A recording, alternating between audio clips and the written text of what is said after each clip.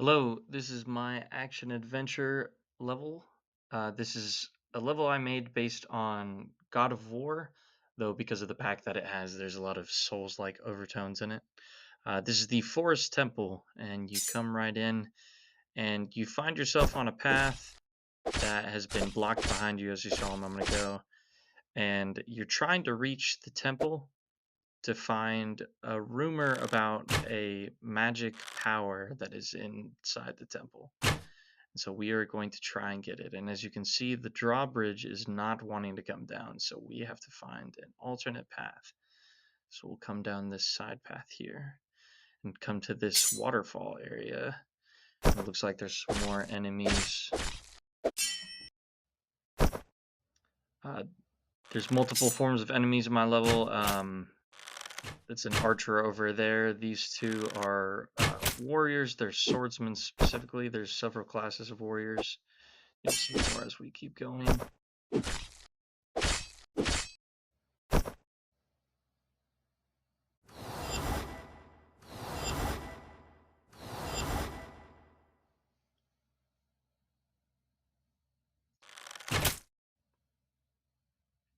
I wanted to have a lot of different objects around just to have different options for the player to roam around to where they wouldn't have gotten caught by that archer earlier, and then also maneuver around to fight the warriors.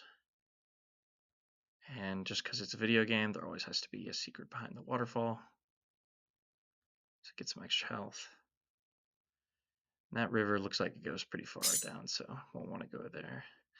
Here's another type of warrior. This is the shieldsman. They like to hide a lot. And so I used the landscape tool for the most part around. Here's what appears to maybe be a destructible wall or door. Might not have yet what we need for it. Then here comes the second area. This is an area with mostly archers. There's a lot of different objects around to give you cover and a little bit of elevation to make the fight a little more interesting. So use the landscape tool for blocking off the player, giving a little bit of a mountainous look to it to let them know that they can't exit those bounds.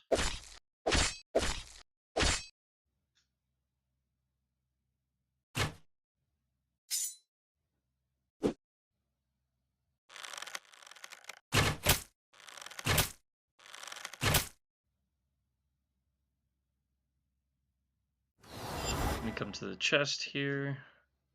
If you've ever played God of War, you'll know exactly how these work, but tried to give as much help as I can with the arrow on the chest there and the same matching colors, the different idols.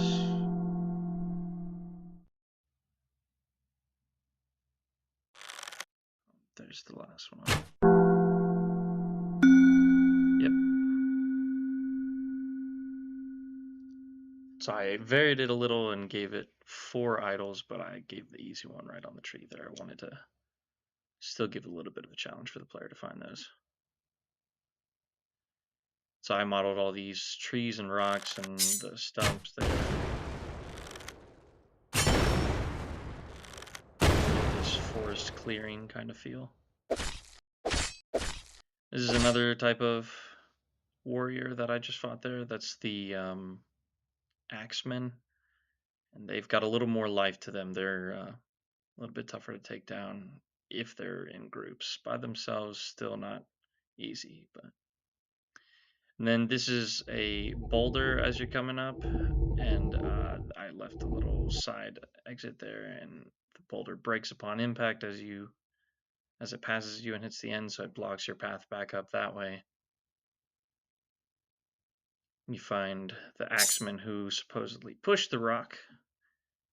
I had the idea that these would be some bandits that were trying to sneak into the temple, same as you, and attain the power. So we're working off their labor they've already done. So there's this little camping area from where they've been hiding it out. And backstab this enemy right here, the swordsman that was digging this hole in this wall. Sneak up on that swordsman.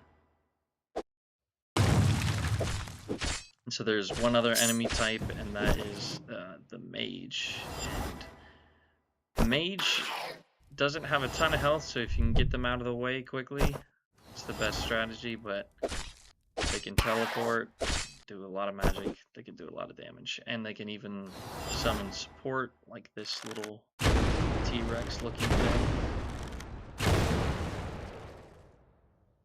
So these are the explosive arrows we got from the chest earlier. Just ran out, but wanted to reward the player with a little bit of variability with different playstyle. And so we see that same door that we saw from earlier, and that same idol, and we couldn't destroy those. Let's see if we maybe get something new here. So pull the lever and open the cage, and we get some magic. The way this pack works is a little funky. You have to equip the magic specifically. So we've got now a fireball and a healing spell. Let's try the fireball on these things. It's red. Yep, and that does work. Okay, so there's another gong sound. It's likely another chest. But we know we saw the one from earlier, so probably not just going to be in the one room. And then cross the bridge back to escape and have some obstacles in the way. The bridge has definitely been broken, and so it gives a little bit of variability with the verticality of the level, so they're not just trekking straight back across the bridge on a flat area.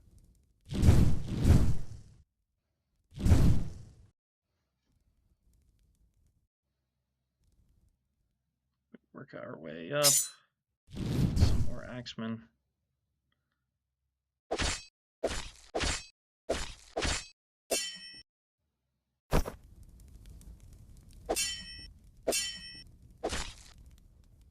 And I really wanted to give the feel of the environment with the temple being consistent. Those statues are all over the place. It's the same ones as the small idols, but some of them are in disrepair, just like the bridge.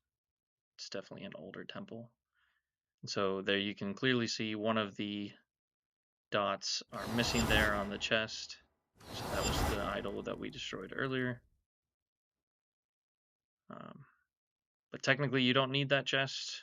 We can just hit this drawbridge. Oh, and there's the other idol that we could get from before.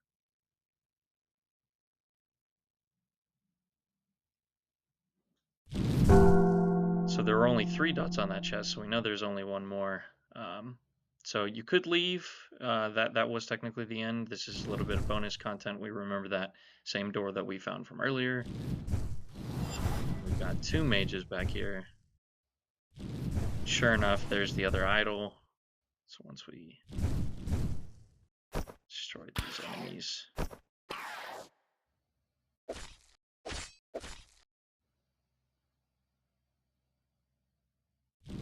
destroy that last one. Yep, and there's the high-pitched sound. So we definitely got that last one, and sure enough, it is open.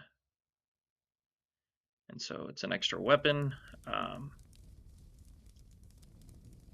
Narratively, it's just another weapon that you can get out of, and if this were middle level in another full game, then you'd have an extra weapon to play on other levels, but for this one, it's kind of like the prize at the end of Mario 64, if you've ever played that, where Yoshi gives you 100 lives, but you've already finished the game. Thanks for watching.